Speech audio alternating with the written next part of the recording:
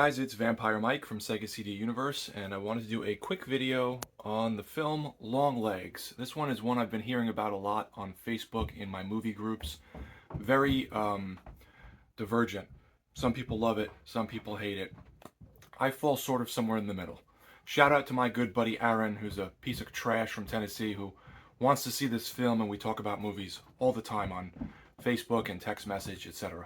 So, Longlegs, I didn't know what it was about.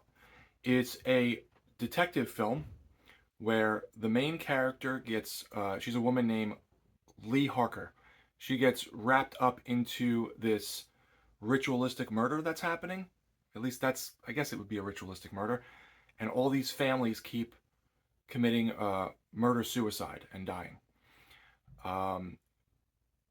The movie shot pretty well and interesting, where the scenes from nowadays are all normal looking and widescreen, and then the ones that are flashbacks or memories are all truncated and look like letterbox. And then there's certain times that they have shots where you can only see bottoms of people's mouths to sort of build anticipation of what someone looks like, things like that. The titular villain, I guess, of the film is Longlegs. It is played by Nicolas Cage. He is played by Nicolas Cage. And he is kind of a wiry, creepy, gray-haired, stringy man with like big features. The makeup doesn't look so great. It definitely looks like makeup. You can tell that they really caked it on to make him look different. It really doesn't look like Nicolas Cage, but it also doesn't look perfect. It looks okay.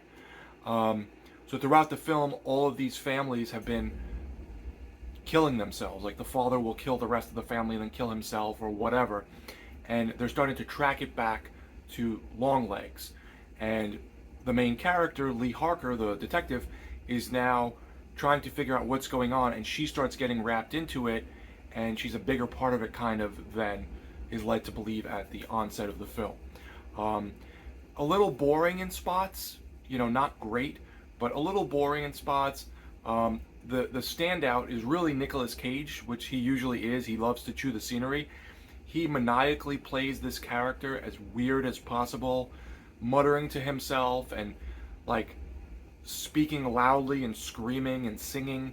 Definitely like a very good portrayal of someone who's off his rocker. He gives you a very uneasy feeling, but at the same time he's so over the top that it feels almost parody. It feels kind of like cringy, like this is goofy in a way, but it's also so goofy it feels creepy, because if you knew someone like this, you'd stay the hell away from them. He's that weird. But again, sort of parody-like or cringe-like, where you're watching like, this feels kind of goofy. Why is it not coming off really scary? So it borders that line. By the end of the film, everything unfolds as to what's happening, who's involved, and everything breaks down, and the film ends. The ending was decent. The very, very end, I thought, I don't know, could have maybe not tied up, but did a little more something, but I guess they do explain everything, and everything is fleshed out, so that's good. It's not like they have a cliffhanger or anything. I just wish the ending was a little different, I guess. Overall, I thought the movie was just alright. I think there's a couple too many lulls in the film. You really have to pay attention to what's going on. Nicolas Cage, again, even though he was sort of cringy and weird, he also has a creepiness going on that I enjoyed. So that was definitely the standout of the film. And the main woman in the film who plays the detective was very good. But I will say her character is always like, being a detective, I've known cops over the years. They all have like a hardness to them. They've seen a lot of garbage. They've seen people get killed. They've seen, sadly, children that have died. They've seen crazy stuff. So they sort of build an exterior shell. They're not really warm, some of them. She comes off as extremely emotionally sensitive. So everything is like making her twitch and flip out and get upset, which I thought was a little not on par for most cops I've known. But whatever. Maybe she's a new detective. I don't remember in the story if she's new.